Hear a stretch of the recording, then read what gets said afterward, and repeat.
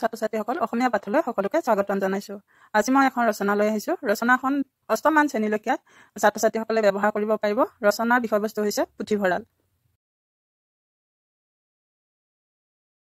আৰম্ভণি। পুথিভঁৰাল হ'ল পুথি অৰ্থাৎ কিতাপ সংগ্ৰহ কৰি থোৱা ঠাই। পুথিভঁৰালক গ্ৰন্থাগাৰো বোলে। পুথিভঁৰালত জ্ঞান, বিজ্ঞান, সাহিত্য, দৰ্শন, ভূগোল, বুৰঞ্জী, শিল্প, সংস্কৃতি ইত্যাদি বহু বিষয়ত বহুত কিতাপ সংগ্ৰহ কৰি থোৱা হয়। কিতাপৰ উপৰিও পুথিভঁৰালত বাতৰি কাকত, আলোচনী, গৱেষণা পত্ৰ, দলিল আদি ৰখা হয়।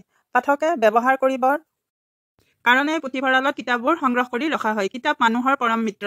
মানুহে যুগ যুগ ধৰি আহৰণ কৰা বিবিধ বিষয়ৰ জ্ঞান আৰু বিচিত্ৰ অভিজ্ঞতা, মনীষীসকলৰ চিন্তা আৰু সাধনাৰ ফলসমূহ কিতাপৰ মাজতে থুপ খাই আছে। পুৰণি কালত মঠ মন্দিৰ, তীৰ্থস্থান আদিত বিভিন্ন বিষয়ৰ পুথি সংৰক্ষণ কৰা হৈছিল। পুথিভঁৰাল প্ৰকাৰ। পুথিভঁৰাল কেইবা শ্ৰেণীৰো আছে, যেনে ৰাজহুৱা পুথিভঁৰাল, ব্যক্তিগত পুথিভঁৰাল, অনুষ্ঠানসমূহৰ পুথিভঁৰাল। ৰাজহুৱা পুথিভঁৰাল। ৰাজহুৱা পুথিভঁৰাল আকৌ দুই প্ৰকাৰৰ। এবিধ চৰকাৰৰ দ্বাৰা প্ৰতিষ্ঠিত আৰু পৰিচালিত হয় আৰু আনবিধ ৰাইজৰ দ্বাৰা দান বৰঙণিৰ ওপৰত প্ৰতিষ্ঠিত আৰু পৰিচালিত। এই দুইবিধ পুথিভঁৰাল সকলো শ্ৰেণীৰ লোকে ব্যৱহাৰ কৰিব পাৰে। ব্যক্তিগত পুথিভঁৰাল। পণ্ডিত, বিদ্যানুৰাগী আৰু অধ্যয়নপ্ৰিয় মানুহবোৰে নিজৰ অভিৰুচি মতে নিজৰ প্ৰয়োজনীয় পুথি-পাঁজি, আলোচনী, বাতৰি কাকত আদি কৰি ৰাখে। এয়া হ'ল ঘৰুৱা বা ব্যক্তিগত পুথিভঁৰাল। এই পুথিভঁৰালৰ সুযোগ সকলোৱে নাপায় আৰু ইয়াত সকলো ধৰণৰ পুথিও নাথাকে। বিদ্যালয়ৰ পুথিভঁৰাল। বিদ্যালয়ৰ পুথিভঁৰাল বিদ্যালয়ৰ পুঁজিৰে প্ৰতিষ্ঠিত আৰু বিদ্যালয়ৰ দ্বাৰা পৰিচালিত হয়। শিক্ষক, ছাত্ৰ-ছাত্ৰী উভয়ৰ বাবে উপযোগী গ্ৰন্থ, পাঠ্যপুথি আদি বিদ্যালয়ৰ পুথিভঁৰালত ৰখা হয়। উন্নত আৰু ধনী দেশসমূহত শ্ৰেণী পুথিভঁৰালৰো ব্যৱস্থা আছে।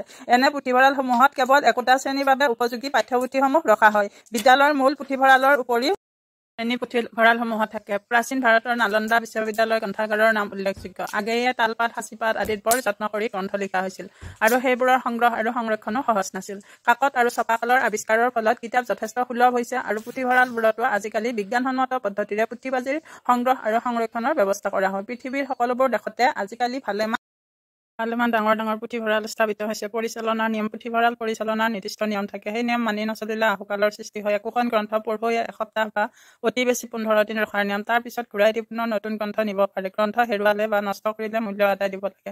পুথিভঁৰালৰ প্ৰয়োজনীয়তা। পুথিভঁৰালবোৰৰ যথেষ্ট উপকাৰিতা আছে, বিশেষকৈ জ্ঞান আৰু শিক্ষা বিস্তাৰৰ বৰঙণি অতুলনীয়। ৰাজহুৱা পুথিভঁৰালৰ সুযোগ গ্ৰহণ কৰি শিক্ষিতসকলে জ্ঞান চৰ্চা কৰিব পাৰে।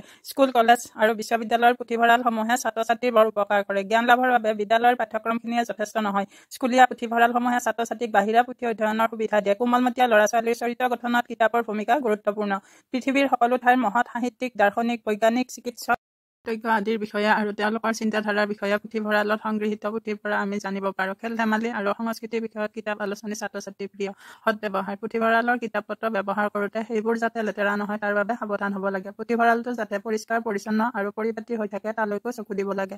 পুথিভঁৰালৰ নিয়মবোৰ মানি চলিব লাগে। পুথিভঁৰালৰ কিতাপ নিয়মমতে নি নিৰ্দিষ্ট সময়ৰ ভিতৰত ওলোটাই দিয়াটো ছাত্ৰ-ছাত্ৰীৰ কৰ্তব্য। পুথিভঁৰালত কিতাপ পঢ়িলে আন পঢ়ুৱৈৰ পঢ়াত ব্যাঘাত ঘটাব পৰা কোনো কাম কৰা বা কথা পতা অনুচিত।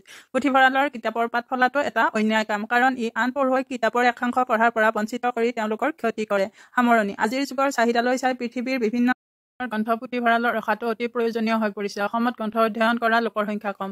সমাজত যিমানেই পুথি অধ্যয়নৰ স্পৃহা বাঢ়িব, সিমানেই ভাষা, সাহিত্য, সংস্কৃতিৰ পৰিসৰ বৃদ্ধি হ'ব আৰু সাহিত্যৰ ভঁৰালো সিমানেই চহকী হ'ব। জাতিটোও সিমানেই সভ্য, জ্ঞানী, মানি বুলি জগতত পৰিচিত হ'ব।